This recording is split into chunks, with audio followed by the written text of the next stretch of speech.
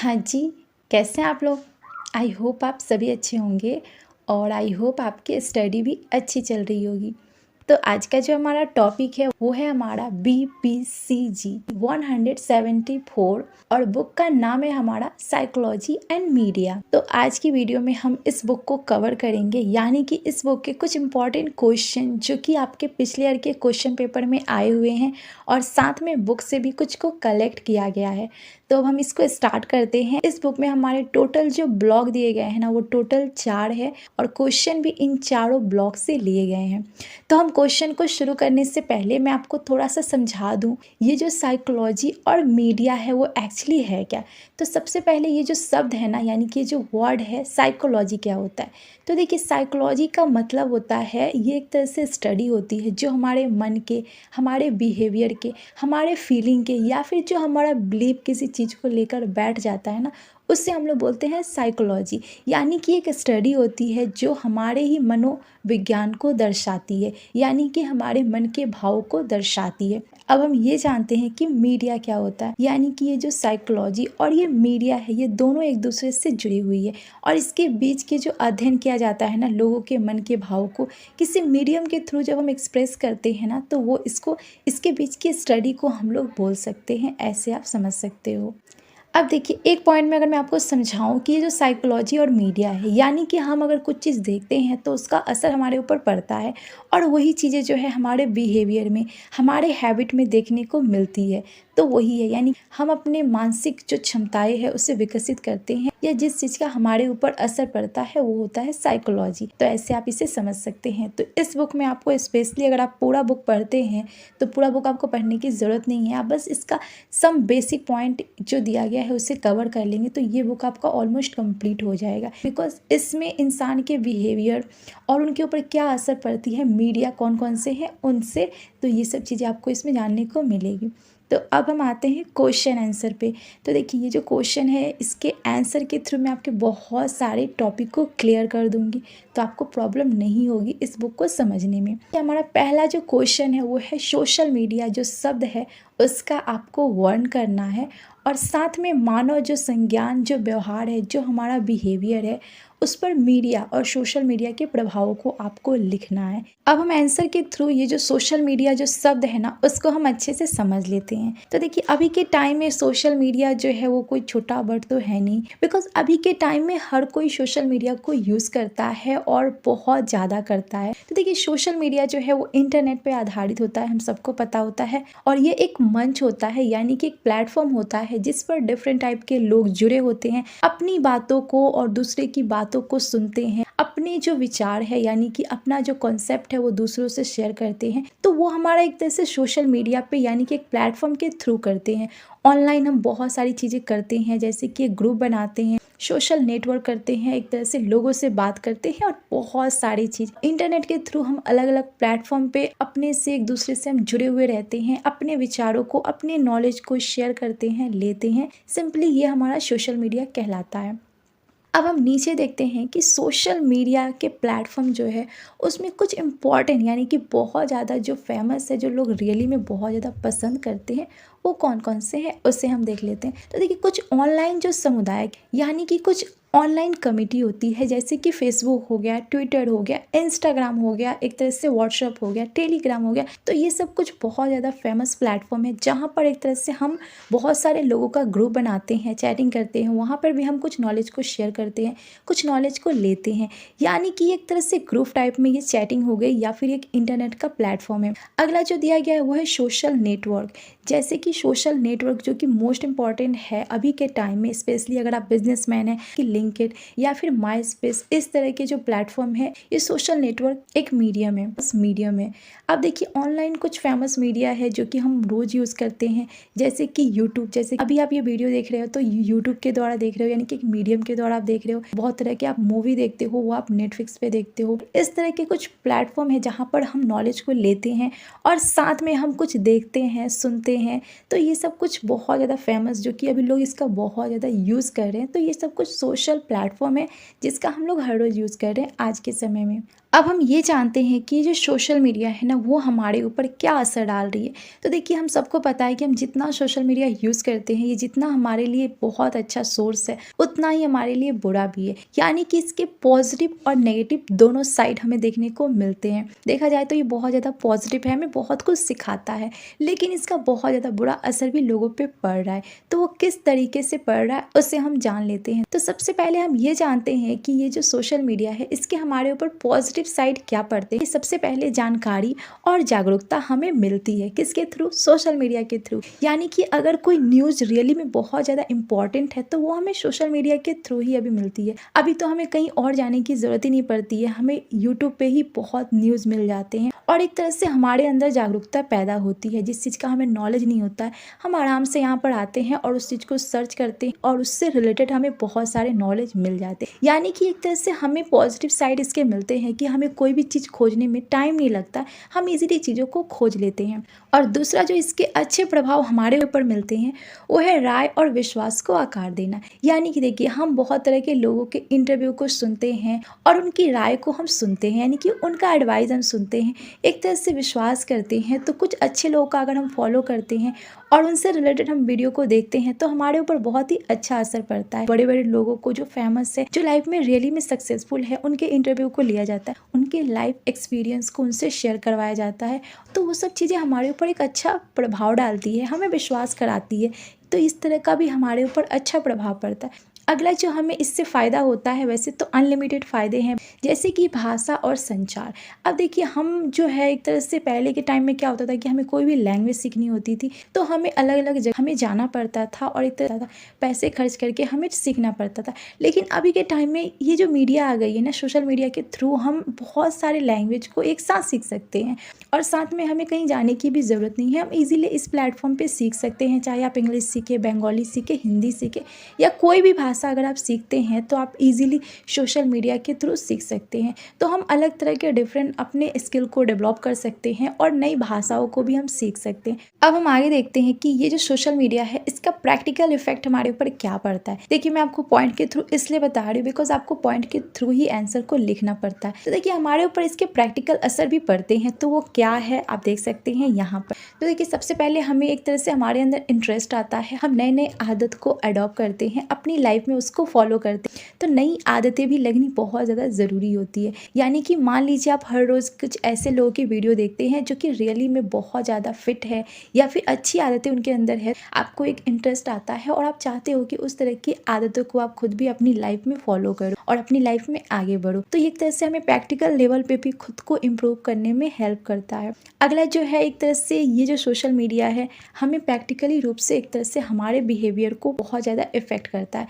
यानी कि behaviour means आपके बात करने का तरीका, एक तरह से आप किस नेचर के हो, आपके अंदर बहुत गुस्सा है, बहुत नफरत है, तो उस चीज़ को भी कम कर देता है। कुछ ऐसे लोगों के ऑलवेज वीडियो देखते हो या फिर उनको सुनते हो तो आपका माइंडसेट जो है वो बदल जाता है। तो आप प्रैक्टिकली कुछ ऐसे एक्शन लेते हो जो कि आपके लिए बहुत ज़्यादा अच्छा होता है, आपको वो आगे बढ़ाता है। तो इस तरह से हम प्रैक्टिकली भी इसमें इम्प्रूव होते हैं। तो अगला जो दिया गया है जो कि 3 नंबर है, आप अलग भी पॉइंट लिख सकते हो, आपके अकॉर्डिंग है।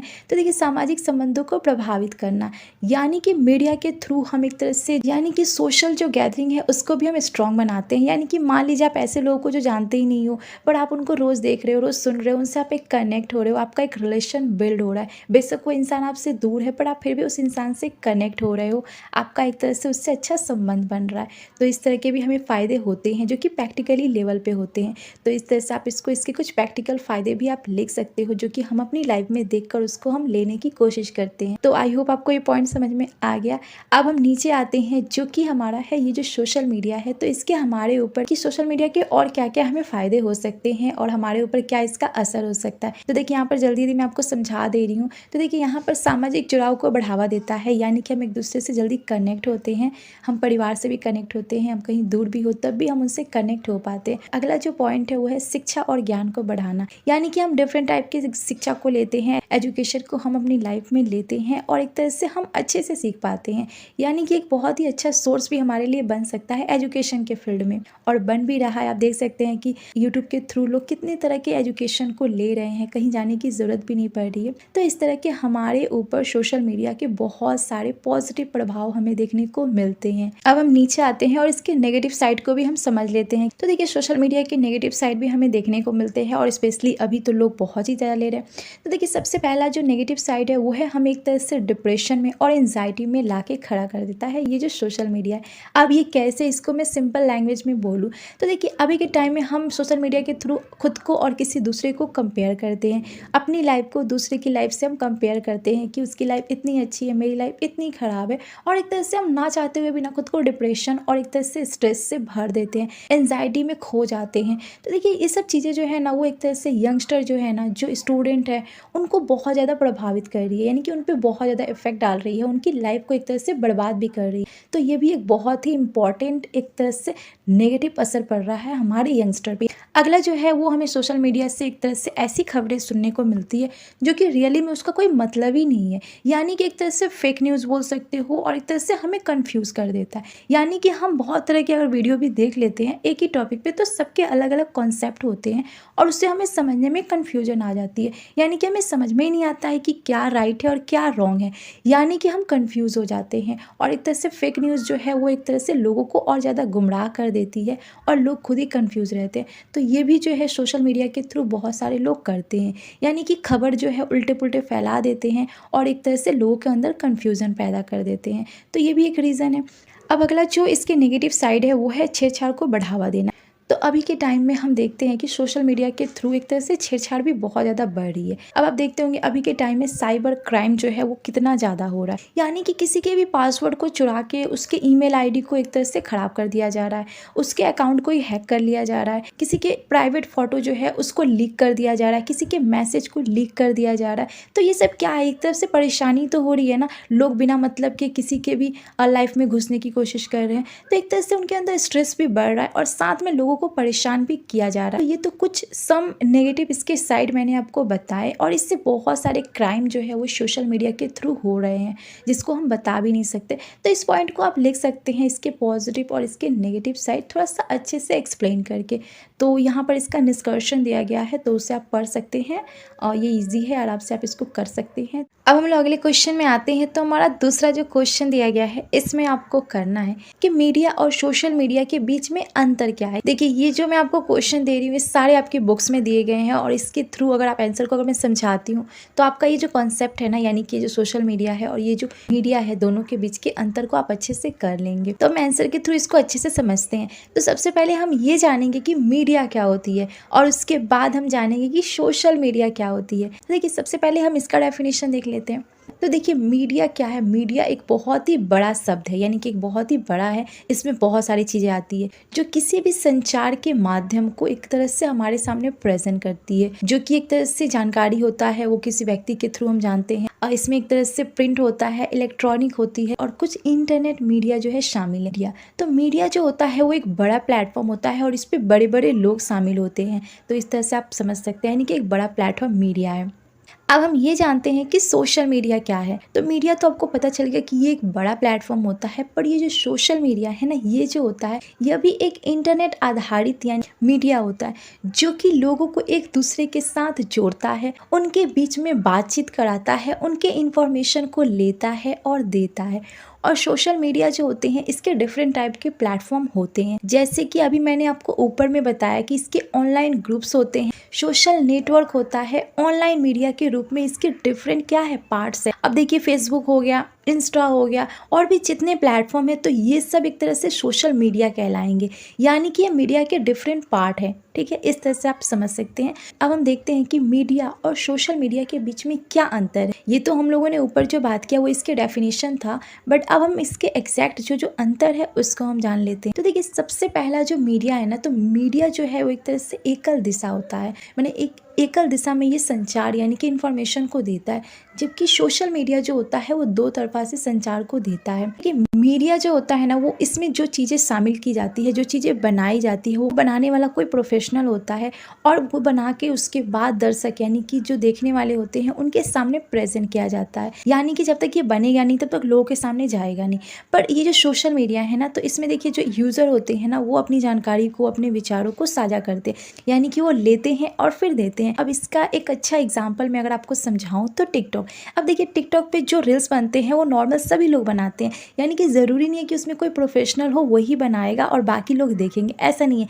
हम खुद भी रील्स बनाते हैं और दूसरे के रील्स को भी हम देखते हैं, तो ये हमारा कहलाएगा सोशल मीडिया प्लेटफॉर्म। अब अगला जो अंतर है मीडिया और सोशल मीडिया में वो है कि मीडिया जो होती है वो आमतौर पर एक बड़े दर्शक को टारगेट करती है और जो सोशल मीडिया होती है वो छोटे आम लोगों के समूहों को, यानी कि जो ग्रुप्स होते हैं उनको भी टारगेट कर देती है।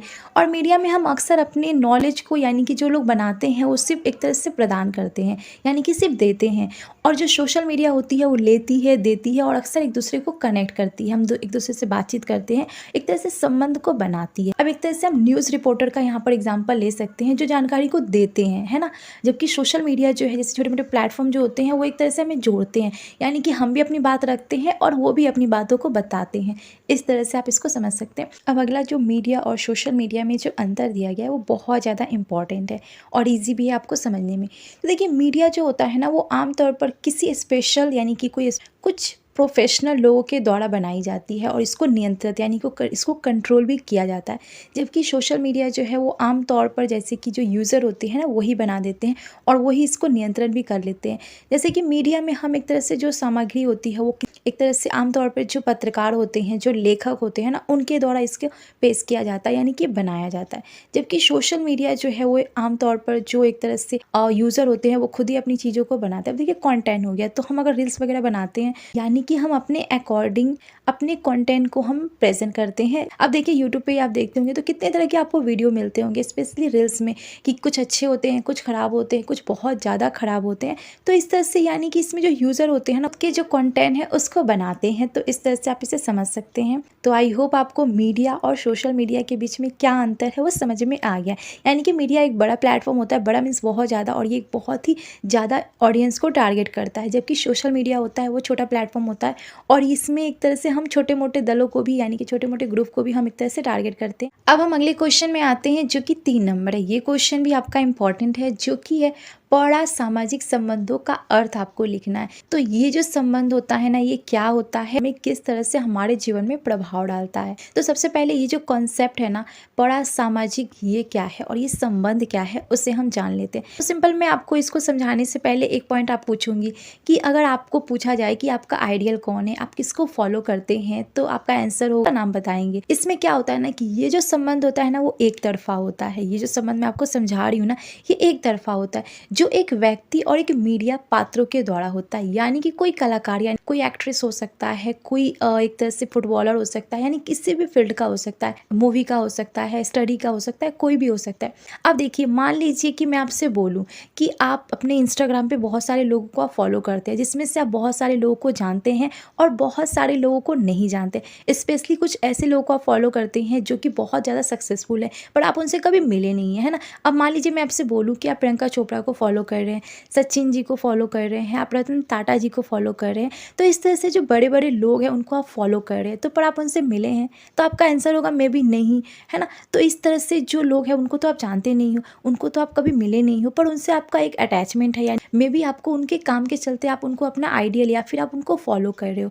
बाकी कुछ और भी रीजंस हो सकते हैं, लेकिन आपको एक तरह से उनसे जुड़ाव है, और ये जुड़ाव क्या है, एक तरफा है। यानी कि रतन टाटा जी तो आपको नहीं जानते हैं, पर आप उनसे कनेक्ट हो, तो उनको भी नहीं पता कि मुझे कौन कौन लोग फॉलो कर रहे हैं, लेकिन लोग उनको फॉलो कर रहे हैं उनके काम के चलते। तो इस तरह से हम जब किसी ऐसे लोगों को फॉलो करते हैं या फिर उनसे संबंध बनाते हैं जिससे हम अच्छे से जानते नहीं हैं, यानी कि हम सिर्फ उनके बारे में नॉलेज लेके जानते हैं, पर उनसे एग्जैक्ट हम कभी मिले नहीं हैं, तो इस तरह से जो रिश्ते होते हैं ना, यानी कि इसे हम लोग बोलते हैं बड़ा सामाजिक संबंध। तो आई होप आपको ये कॉन्सेप्ट समझ में आ गया। अब इसके कुछ एग्जाम्पल के थ्रू हम इसको और अच्छे से समझ लेते हैं।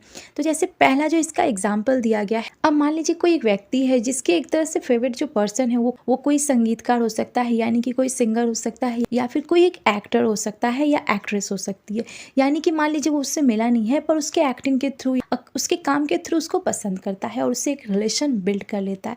अब आप देखते होंगे कि कुछ ऐसे भी फ़ैन होते हैं ना जो अपने जिसको आइडियल मानते हैं ना उसके लिए कुछ भी कर लेते हैं, यानी कि उसको जानते नहीं। और पहले ऐसे बहुत सारे न्यूज़ वायरल होते थे कि जो एक तरह से फ़ैन होते हैं ना वो अपने जिसको आइडियल मानते हैं उसके लिए कुछ भी कर लेते हैं, हाथ काट लेते हैं वगैरह वगैरह, आपने सुना होगा। ये सब चीज़ें क्या है, एक तरफा आप उनसे रिलेशन बनाए हैं और साथ में क्या है कि आप उनसे कनेक्ट हो गए, बट उस इंसान को आप नहीं जानते हो, पर वो इंसान आपको नहीं जानता है। तो इस तरह से अब देखिए अगला जो एग्जांपल है कि कोई एक बच्चा है जो टीवी शो देखता है, तो कुछ ऐसे कैरेक्टर होते हैं ना जो कि बच्चों को बहुत ज़्यादा पसंद आ जाते हैं। जैसे मान लीजिए छोटे बच्चे जो होते हैं कार्टून देखते हैं, तो कार्टून जब वो देखते हैं तो उसमें कि कुछ स्पेशल जो कैरेक्टर होते हैं ना उससे हम बहुत ज़्यादा कनेक्ट हो जाते हैं और उससे अपना एक रिलेशन बिल्ड कर लेते हैं। अब मान लीजिए बचपन में मैं जब छोटी थी तो मैं एक डोरेमोन देखती थी बहुत ज़्यादा, तो इस तरह से डोरेमोन जो था मुझे बहुत ज़्यादा पसंद था और मैं सोचती थी कि काश मैं इससे मिल पाती, है ना। तो इस तरह का हमारा जो कॉन्सेप्ट होता है ना, हम एक तरह से ना उस इंसान से या जो भी चीज़ है वो, तो उससे हम एक तरह से जुड़ाव फील कर लेते हैं। बेशक हम उससे मिले नहीं हैं लेकिन हम उससे कनेक्ट हो जाते हैं, तो इस तरह के रिलेशन इसमें बनते हैं।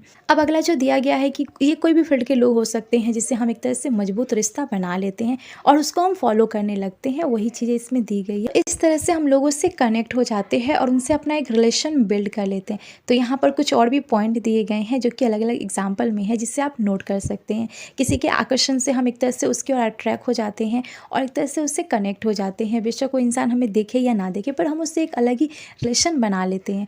तो इस तरह के इसमें पॉइंट आते हैं जिसे आप नोट कर सकते हैं, और ये स्पेशली मीडिया के फॉर्म में होता है, यानी कि मीडिया के थ्रू हम लोगों को एक तरह से पसंद करते हैं। अब मान लीजिए आप तो उस इंसान से कभी मिले नहीं है, पर एक मीडिया जो जरिया है उसके थ्रू आप उसको जान रहे हैं, उसके बारे में आप नॉलेज ले रहे हैं और आपको वो पसंद आ रहा है, तो आप उसको फॉलो कर रहे हैं, यानी कि उससे आप एक रिलेशन बिल्ड कर रहे हैं। अब हम अगले क्वेश्चन में आते हैं जो कि हमारा 4 नंबर है। तो इसमें आपको करना है कि मीडिया और मनोवैज्ञानिक में शोध जटिल क्यों है, और मीडिया मनोवैज्ञानिक शोध में नैतिक मुद्दों की चर्चा करनी है। यानी कि देखिए क्वेश्चन पहले हम लोग समझ लेते हैं कि देखिए ये जो मीडिया है ना, तो इसमें हमारा जो साइकोलॉजी यानी कि जो भी इशू है या फिर जो भी हमारा थॉट प्रोसेस है ना, उसमें इतना कॉम्प्लेक्स क्यों है, और फिर से मीडिया जो है वो उसमें क्या क्या नैतिक मुद्दे हैं, यानी कि क्या एक तरह से इश्यूज है जो कि हमारे लिए बहुत ज़्यादा खतरा साबित हो रहे हैं, तो उसमें हमें एक तरह से थोड़ा डिटेल में लिखना है। तो देखिए अभी के टाइम में जो प्लेटफॉर्म बन रहे हैं ना, तो उसमें एक तरह से जितनी अच्छी चीज़ें हैं उतनी खराब भी है, यानी कि वो हमारे लिए एक तरह से अच्छा भी है पर हमारा नुकसान भी करा रहा है। तो सबसे पहले हम इस कॉन्सेप्ट को समझ लेते हैं कि देखिए मीडिया जो है ना मनोवैज्ञानिक में शोध जटिल है, काफ़ी ज़्यादा जटिल है, और इसके पीछे बहुत सारे रीज़न है। तो सबसे पहला जो रीज़न है वो है मीडिया के प्रकार, यानी कि मीडिया डिफरेंट टाइप के हैं, अलग अलग इसके प्लेटफॉर्म है, और ये जो है हम टीवी के थ्रू देखते हैं, रेडियो के थ्रू देखते हैं, इंटरनेट हो गया, सोशल मीडिया हो गया, इसके बहुत सारे ब्रांचेस है या फिर इसके बहुत सारे पार्ट है।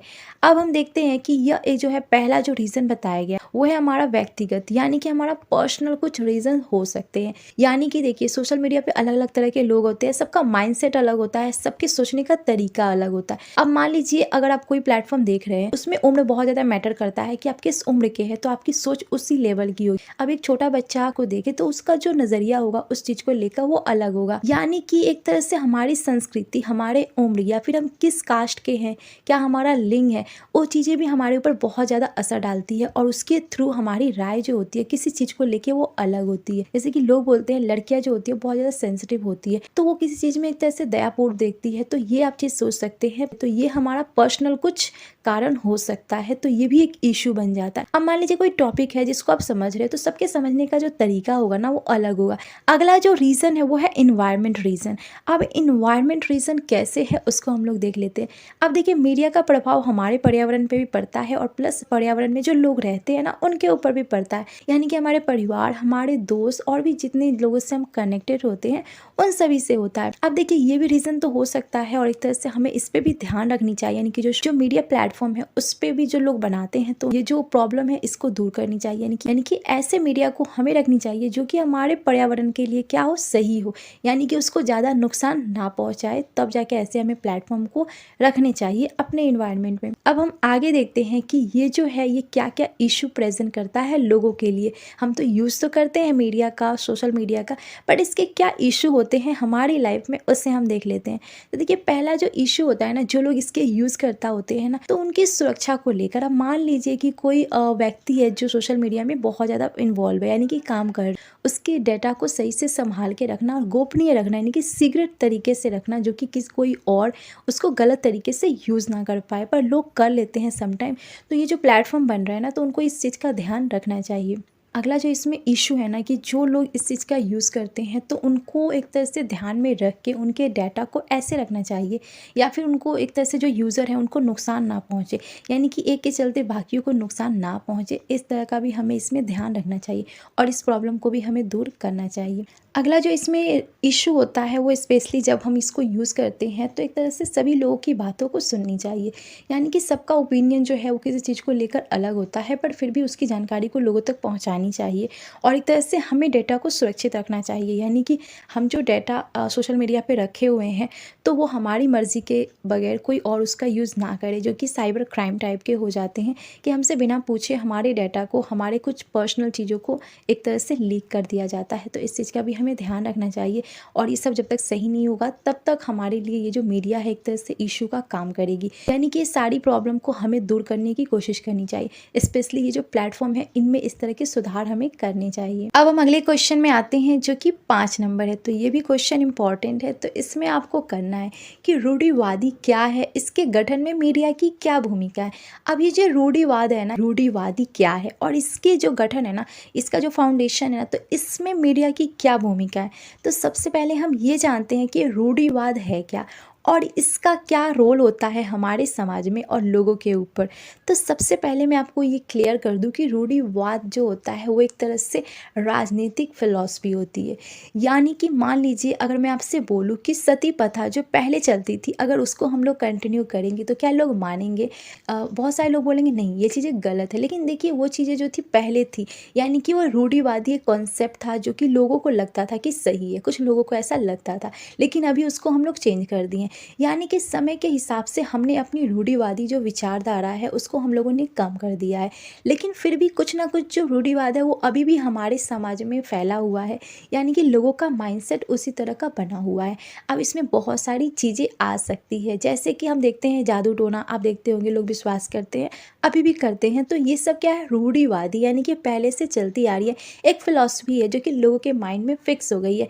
इसे हम लोग परंपरागत बोल सकते हैं, यानी कि एक तरह से एक पीढ़ी से एक जनरेशन से सेकंड जनरेशन और ऐसे करके कंटिन्यूसली चलती आ रही है, यानी कि एक प्रथा बोल सकते हो कि बहुत ही धीमी गति से इसमें चेंजेस होते हैं, कभी होते हैं तो कभी होते भी नहीं है। तो ये सब क्या होती है, यानी कि हमारा जो पहले का जो चीज़ें हम अपनी प्रथाओं को चलाते आते हैं उसी को जो लोग फॉलो करते हैं ना, तो वो चीज़ें। अब इसको हमें जानना है कि इसमें हमारी जो मीडिया है उसकी क्या भूमिका है, उसको हम देखेंगे। तो देखिए सबसे पहले हम जानते हैं कि इसमें जो सोशल मीडिया है उसके क्या एक तरह से इंपॉर्टेंस है, क्या उसका योगदान है। तो सबसे पहला जो मीडिया का इसमें रोल होता है ना, रूढ़िवादी जो होती है, तो उसमें विश्वास को और बढ़ावा दे देते हैं। तो समटाइम कुछ ऐसी चीज़ें होती है जो कि अच्छी होती है, जो लोगों को जाननी चाहिए, तो उसके लिए हमारा जो सोच है उसको और ज़्यादा बढ़ावा दे देती है, उस पर बिलीव हमारा और स्ट्रॉन्ग बना देता है। तो कुछ चीज़ें सही है, जो अच्छी है उस पर आपका बिलीव हो, वो अच्छी बात है। अब ये देखिए परिवार के लिए हो सकता है, धर्म के लिए हो सकता है और हमारी राष्ट्रीयता, यानी तो ये भी हमारा एक तरह से विश्वास को बढ़ावा देती है। यानी कि अगर आप कंटिन्यूसली उस चीज़ को करोगे, मीडिया के थ्रू आप देख रहे हो, सुन रहे हो, तो वो चीज़ें चलती जाएगी, बंद नहीं होगी। तो ऐसे आप इसको समझ सकते हो, इसमें कुछ अच्छी चीज़ें होती है। अब देखिए सेकंड जो पॉइंट दिया गया है जिसमें सोशल मीडिया अपना काम करता है वो है रूढ़िवादी राजनीतिक नेताओं और जो उम्मीदवार होते हैं ना उनको समर्थन देता है। तो ये कैसे देता है? अब मान लीजिए मीडिया जो रूढ़िवाद है ना, वो राजनीतिक जो नेता होते हैं या जो भी लोग होते हैं उनको समर्थन देती है, और ये रूढ़िवादी जो विचारधारा है ना उसको आगे बढ़ा देती है और एक तरह से अपना एक एजेंडा जो है उसको फैला देती है। तो ये सोशल मीडिया का भी एक तरह से अब देखते होंगे अभी के टाइम में जो चीज़ें चलती आ रही है, कि कुछ ऐसे हमारे जो पुराने रीति रिवाज है तो उसको लोग क्या करते हैं, आगे चलाते हैं। तो सोशल मीडिया जो है एक अच्छा प्लेटफॉर्म बन जाती है, जिसके थ्रू क्या होता है कि हम एक इंसान से बहुत सारे लोगों तक उसको पहुंचा देते हैं, और जिन लोगों को पता भी नहीं होता तो वो भी जान लेते हैं। जैसे हमारी संस्कृति हो गई, इफ़ अगर हम अच्छा कुछ बनाते हैं तो अगर हम उसे सोशल मीडिया पे डाल तो वो बहुत सारे लोगों तक जाएगी और उसकी कुछ अच्छी चीज़ें लोगों के ऊपर असर डालेगी। तो ऐसे आप समझ सकते हैं, तो इसका भी एक बहुत अच्छा असर हमें देखने को मिलता है। तो इस तरह से आप देख सकते हैं, इसमें यही पॉइंट दिए गए हैं किस तरह से हम इस रूढ़िवादी विचारधारा को। अब हम अगले क्वेश्चन में आते हैं जो कि हमारा 6 नंबर क्वेश्चन है। और गाइस एक बात मैं आपको बोल दूं कि अगर आपको देखने में थोड़ी भी प्रॉब्लम हो रही होगी तो प्लीज़ आप इसको तो ये जो नोट्स है आप टेलीग्राम से इसे ले सकते हैं। तो देखिए ये जो हमारा 6 नंबर क्वेश्चन है, तो इसमें आपको करना है कि स्वास्थ्य संचार में मीडिया की क्या भूमिका है उसको आपको लिखना है। यानी कि हमारे हेल्थ इशू जो है या फिर हमारे हेल्थ से रिलेटेड जो भी चीज़ है, तो इसमें मीडिया की क्या भूमिका है, यानी कि वो हमें किस तरह से हेल्प करती है उसको आपको लिखना है। तो सबसे पहले परिचय यानी कि इंट्रोडक्शन में आप इस पॉइंट को लिख सकते हैं। तो देखिए इसको मुझे बताने की जरूरत नहीं है कि मीडिया के थ्रू हम अपने हेल्थ पे भी कितना ज़्यादा केयर दे सकते हैं। यानी कि हमें नॉलेज कहाँ से मिलती है, अभी के टाइम में हम हर रोज़ तो डॉक्टर के पास नहीं जा सकते ना, और स्पेशली छोटे छोटे चीज़ों के लिए तो हम डॉक्टर के पास कभी नहीं जाते हैं। तो ये जो मीडिया है वो हमें अच्छा सोर्स देती है, हमें नॉलेज देती है और हमें एजुकेट करती है। हेल्थ से लेकर हम चीज़ों को और जानते हैं और एक तरह से हम आगे बढ़ते हैं, अपने हम शरीर को सही बना सकते हैं। तो ये एक माध्यम है जिसके थ्रू हम नॉलेज को लेते हैं हेल्थ के बारे में। तो वही चीज़ें यहाँ पर बताई जा रही है। लोगों को अपने स्वास्थ्य के बारे में अधिक हमें क्या करती है, जागरूक करती है, हमें अवेयर करती है, एक तरह से हमें एक अच्छा जीवन जीने में हमारी हेल्प करती है। तो इसमें कौन कौन सी चीज़ें हैं, अब मान लीजिए पहले के टाइम का हम बात करें तो पहले तो इतने प्लेटफॉर्म नहीं थे सोशल मीडिया के, तो उस टाइम हमें कहाँ से मिलती थी, तो हम टीवी पे देखते थे और रेडियो में सुनते थे, और एक तरह से समाचार पत्र जो होते हैं ना, न्यूज़पेपर के थ्रू और भी जो आर्टिकल होते हैं उनके थ्रू हम एक तरह से हर चीज़ की जानकारी लेते थे। पर उसमें भी कुछ प्रॉब्लम होते थे कि हम पूरी जानकारी नहीं ले पाते थे या कुछ पूछ नहीं सकते थे। लेकिन अभी जो सोशल मीडिया आ गया है, जो मीडिया के अलग अलग प्लेटफॉर्म आ गए, तो उसके थ्रू हमें ये चीज़ें बहुत ही ईजी हो गई है। अब देखिए पहला जो इसकी भूमिका है वो एक तरह से सूचना को हमें देती है। कैसे देती है, अब मान लीजिए मीडिया में लोग जो है स्वास्थ्य के बारे में बहुत सारी जानकारी को देते हैं और वो लोग कलेक्ट करते हैं, उसको पढ़ते हैं और उसको अपने जीवन में फॉलो करते हैं, एक तरह से वो स्वस्थ रहते हैं। और अब मान लीजिए अभी के टाइम में मैं आपको एक एग्जाम्पल दूँ कि आपने कोई दवाई खरीदी है और आपको उस दवाई के बारे में कोई नॉलेज ही नहीं है, तो आपको पता नहीं है कि वो दवाई को मुझे कैसे यूज़ करना है। तो अभी आप गूगल पे जाओगे और उस दवाई का नाम आप सर्च करोगे और पूरा डिटेल आपको निकल आएगा, तो आपको कहीं जाने की ज़रूरत नहीं पड़ी, आपको इन्फॉर्मेशन मिल गया। तो कितना ईजी हो गया है, हेल्थ से लेकर हमें ये जो नॉलेज है मिल रही है।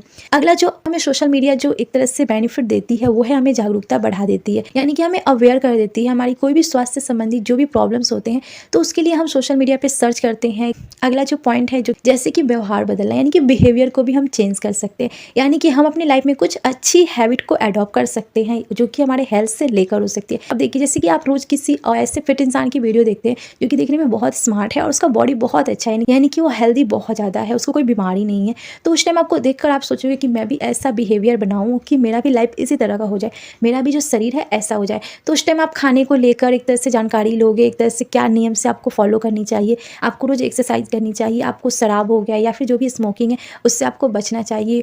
तो ये सब चीज़ों की जानकारी हमें कहाँ से मिलती है, सोशल मीडिया की मिलती है। और सोशल मीडिया पे इसके बहुत सारे प्लेटफॉर्म है जहाँ से हम एक तरह से नॉलेज को ले सकते हैं और अपने हेल्थ पे हम ध्यान दे सकते हैं। तो आज से ही आप भी, अगर आपको लगे कि हेल्थ इश्यू कुछ है और छोटी मोटी चीज़ें हैं, तो आप सोशल मीडिया पे भी यानी कि गूगल पे या कहीं भी जाकर आप इसको खोज सकते हैं और आपको इन्फॉर्मेशन मिल जाएगी। बट हाँ, अगर कुछ बड़ी समस्या हो तो आपको डॉक्टर से बात करनी चाहिए। हम आगे देखते हैं जो कि हमारा अगला क्वेश्चन है 7 नंबर। तो इसमें आपको करना है कि मीडिया किस प्रकार से बच्चों के जीवन में प्रभाव डाल रहा है, यानी कि ये जो मीडिया है ना, इसका क्या इफेक्ट पड़ रहा है बच्चों के जीवन पे। तो देखिए ये बताने की ज़रूरत नहीं है कि अभी के टाइम में जो यंग बच्चे हैं या फिर हर कोई मीडिया पे लगा रह रहा है, तो इससे बच्चों के जीवन में क्या असर पड़ रहा है उसको हमें जानना है। अब देखिए हमें ये तो पता है कि मीडिया का हमारे ऊपर बहुत ज़्यादा असर पड़ता है और स्पेशली ये अच्छा पड़ता है और बुरा भी पड़ता है, लेकिन यहाँ पर हमको समझना है कि बच्चों के जीवन पे क्या असर पड़ रहा है मीडिया का। तो देखिए ये जो है बहुत ज़्यादा हमारे लिए अच्छा भी है, जैसे कि बच्चे जो है वो दुनिया के बारे में जानते हैं, सीखते हैं, नए तरीकों को सीखते हैं और एक तरह से खुद के जीवन में आगे बढ़ते हैं। पर हमें ये नहीं भूलना चाहिए कि मीडिया के थ्रू हमारे जीवन पे यानी बच्चों के जीवन पे पॉजिटिव और नेगेटिव दोनों साइड पड़ रहे हैं। इतना तो हम सबको पता है कि हर चीज़ का नेगेटिव और पॉजिटिव दोनों साइड होता है, पर मीडिया जो है अगर हम देखते हैं तो इसके नेगेटिव साइड ज़्यादा हमारे ऊपर देखने को मिलते हैं, स्पेशली जो छोटे बच्चे होते हैं, बिकॉज वो बहुत जल्दी चीज़ों को पकड़ते हैं और एक तरह से वो उस चीज़ में डूब जाते हैं। तो फर्स्ट हम ये बात करते हैं कि ये जो मीडिया है इसका क्या पॉजिटिव साइड है बच्चों के ऊपर, तो हम कुछ पॉइंट के थ्रू समझते हैं। अब देखिए ये तो हम बता ही सकते हैं कि मीडिया जो है अभी के टाइम में स्टूडेंट लोग के लिए, बच्चों के लिए एक वरदान साबित हो रहा है, स्पेशली उन बच्चों के लिए जो लाइफ में कुछ बनना चाहते हैं या फिर कुछ चीज़ों को सीखना चाहते हैं। तो सबसे पहले एजुकेशन के फील्ड में हमें बताने की जरूरत नहीं है। आप ये जो वीडियो देख रहे हैं ये भी एजुकेशन वीडियो है, यानी कि शिक्षा के फील्ड में ये जो मीडिया है वो बहुत ज़्यादा योगदान दे रहा है। यानी कि हमें कोई भी चीज़ सीखनी है तो हमें कहीं जाने की ज़रूरत नहीं है, हम आराम से एक जगह बैठ के, किसी भी कोने में बैठ के हम कुछ भी चीज़ को सीख सकते हैं।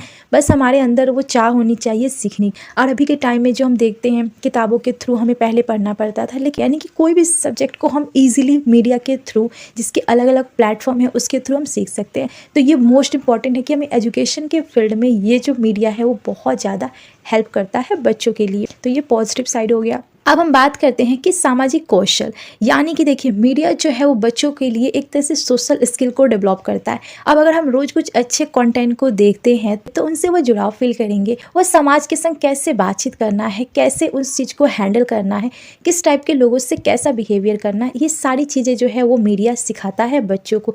यानी कि उनके लाइफ एक पॉजिटिव नज़रिया देता है लोगों को लेकर, यानी कि वो समाज से बात करने का, चलने का, फिरने का, बोलने का, हर स्किल को वो सीखते हैं। तो ये भी हमारे लिए बेनिफिट है। अगला जो पॉइंट है भाषा का विकास, यानी कि बच्चों में भाषा का भी विकास हमें देखने को मिलता है। यानी कि भाषा को लेकर, लैंग्वेज को लेकर बच्चे जो है वो नए स्किल सीखते हैं और ये मीडिया के थ्रू। अब देखिए हमें इंग्लिश सीखना है या फिर हमें कोई भी लैंग्वेज सीखनी है, किसी से भी बातचीत करनी है, तो हम न्यू स्किल यानी हम नए लैंग्वेज का स्किल भी सीख सकते हैं मीडिया के थ्रू। अब देखिए कुछ लोग को हिंदी भाषा नहीं आती या कोई भी लैंग्वेज नहीं आती है, बट वो सॉन्ग सुनते हैं तो सॉन्ग के जो रिदम होता है ना, उसके थ्रू वो उस लैंग्वेज को भी सीख जाते हैं। तो इस तरह से हमारे अंदर एक तरह से लैंग्वेज का भी डेवलपमेंट होता है मीडिया के थ्रू। अब हम ये भी जान लेते हैं कि इसके नेगेटिव साइड क्या होते हैं बच्चों पर, यानी कि मीडिया के। तो इसको भी बताने की ज़रूरत नहीं है कि एक तरह से बच्चे जो है मीडिया के थ्रू पॉजिटिव से ज़्यादा नेगेटिव भी चीज़ों को लेते हैं। जैसे कि बहुत ज़्यादा सेंसिटिव हो जाते हैं, डिप्रेशन में चले जाते हैं, एक तरह से बहुत ज़्यादा हिंसक हो जाते हैं।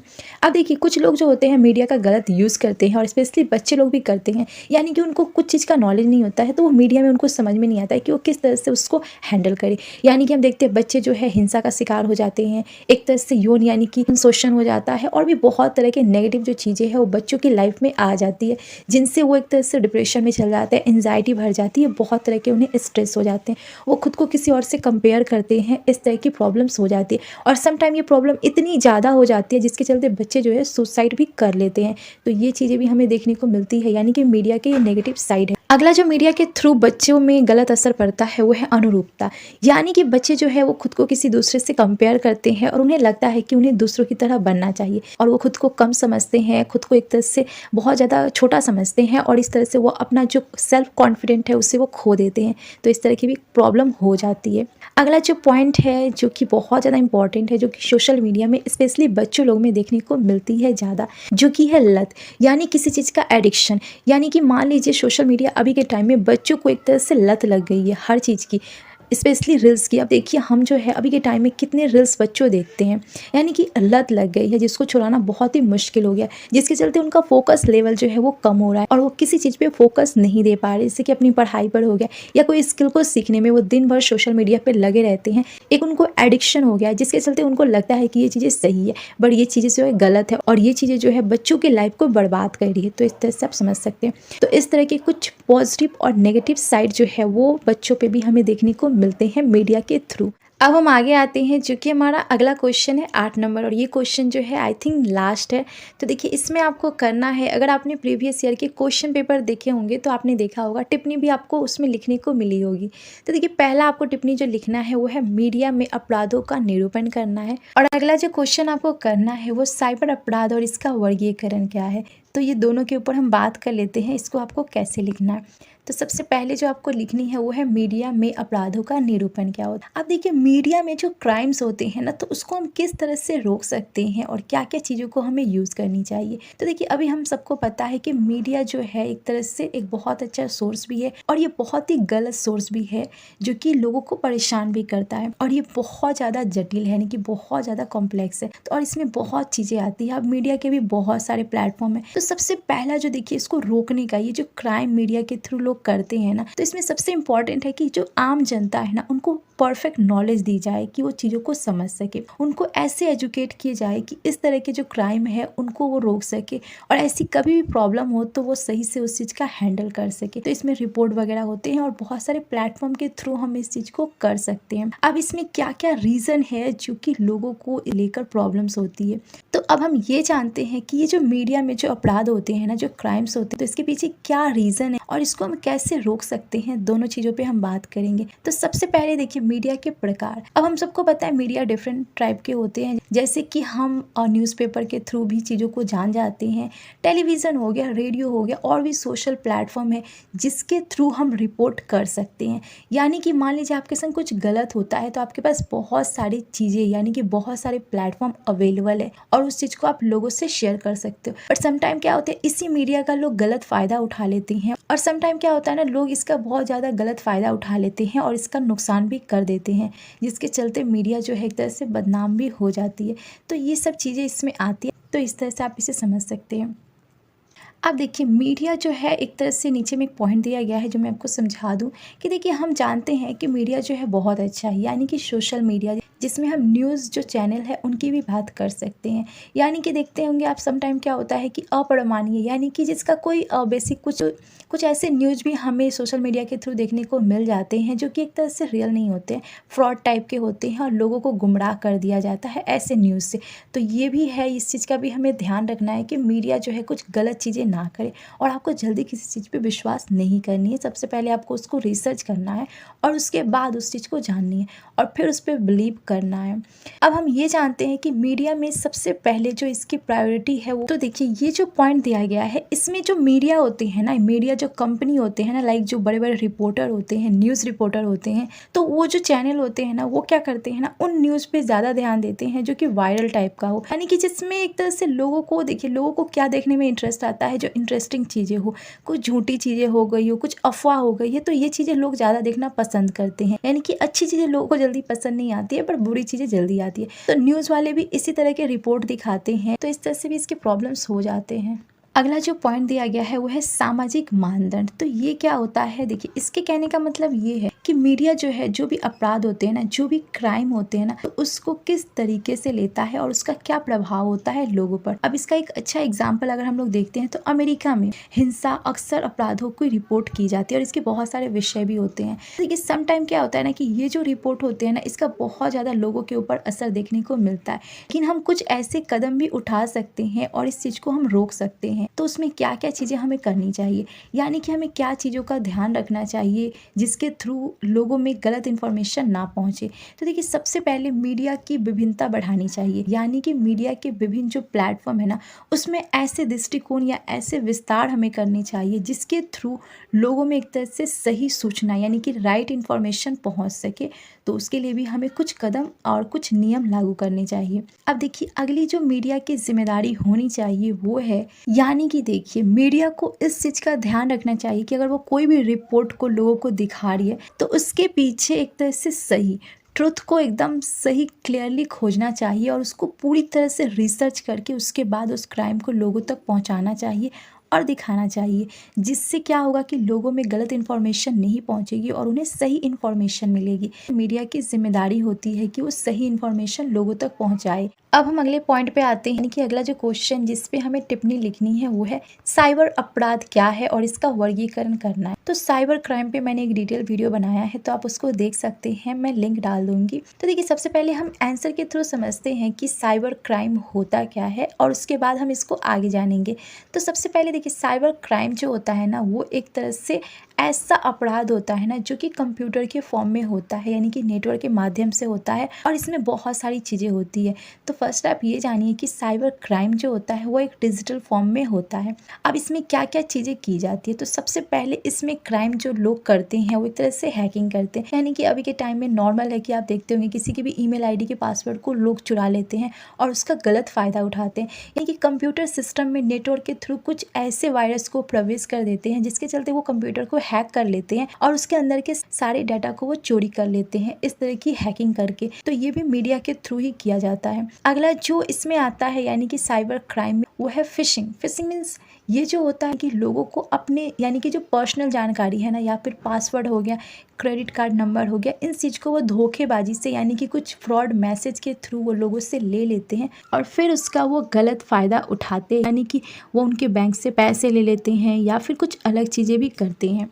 अगला जो लोग इसमें करते हैं वो है स्पैमिंग। स्पैमिंग मीन्स होता है कि एक तरह से लोगों के कि जो इस टाइप के क्राइम करते हैं वो कुछ नकली ईमेल बनाकर लोगों को मैसेज भेजते हैं और उनको तंग करते हैं और उनको एक तरह से अलग अलग तरह से परेशान करते हैं। इस तरह से आप समझ सकते हैं। अगला जो चीज़ वो लोग यूज़ करते हैं वो है एक तरह से वायरस या फिर मलबे फैलाना। ये जो चीज़ होता है ना, एक तरह से वो लोगों के कंप्यूटर में ऐसे सिस्टम को बनाते हैं ना, ऐसे डेटा को यानी कि ऐसे सॉफ्टवेयर को वो डिज़ाइन करते हैं जिसके थ्रू वो अगर किसी लोगों के फ़ोन में या कहीं भी भेजते हैं ना, तो उससे अगर उस पर क्लिक करने से वो जो सॉफ्टवेयर है उसके अंदर घुस जाता है और उनके अंदर के डाटा को चोरी कर लेता है। तो इस तरह से ये सॉफ्टवेयर होते हैं जो कि कंप्यूटर को पूरी तरह से या फ़ोन को पूरी तरह से नुकसान पहुंचाते हैं। अब हम आगे देखते हैं कि साइबर क्राइम के क्या वर्गीकरण है, यानी इसकी क्लासिफिकेशन क्या है।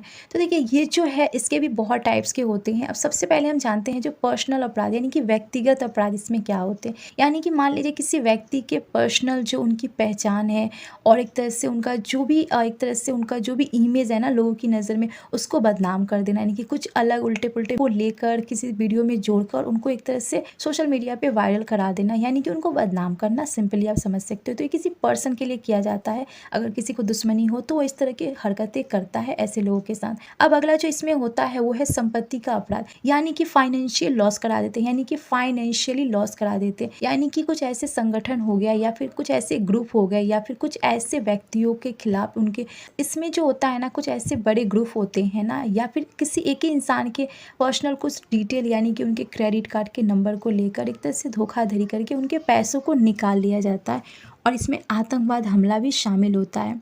अब अगला जो होता है वो सरकारी अपराध होता है। तो ये क्या होता है, देखिए साइबर क्राइम में अगर हम लोग बात करें तो सरकारी अपराध भी होते हैं। तो देखिए साइबर क्राइम में जो होते हैं यानी कि किसी सरकार या सरकारी जो एजेंसी होते हैं ना, उनके खिलाफ एक तरह से डिटेल निकाला जाता है जो कि एक तरह से इनडायरेक्टली यानी कि गलत तरीके से, तो ये भी एक क्राइम ही कहलाएगा। अब देखिए इस क्राइम से कैसे बचा जा सकता है, तो सिंपली कुछ पॉइंट यहाँ पर दिए गए हैं जिसे आप नोट कर सकते हैं। तो देखिए सबसे पहले साइबर क्राइम से हमें बचने के लिए हमारा जो पासवर्ड है उससे हम सुरक्षित यानी कि सेफली रखें, उससे हम किसी को बताएं नहीं और एक्चुअली हम उसको चेंज करते रहे, है ना। ये भी एक अच्छा तरीका है जिससे हम इसको बचा सकते हैं। अगला जो है कंप्यूटर को हमेशा अपडेट रखना चाहिए और एक तरह से सुरक्षित रखना चाहिए। अगला जो हम इसमें पॉइंट को फॉलो कर सकते हैं वो है सावधानी से ऑनलाइन चीज़ों को हम यूज़ करें, यानी कि हमें इस चीज़ का ध्यान रखना चाहिए कि हम ऑनलाइन चीज़ें कुछ भी यूज़ कर रहे हैं, कुछ भी इंफॉर्मेशन अगर हम सोशल मीडिया पे डाल रहे हैं तो हम सोच समझ के डालें, कुछ भी उल्टा पुल्टा हम ना डालें जिसके थ्रू हमें फ्यूचर में प्रॉब्लम हो और हमें चीज़ों को लेकर परेशानी देखनी पड़े।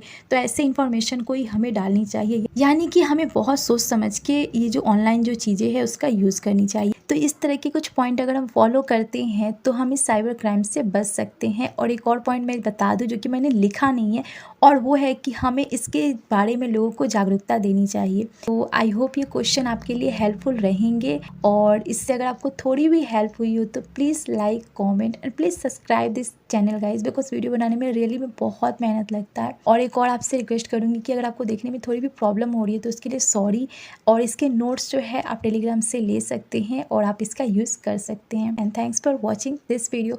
All the best for your exam.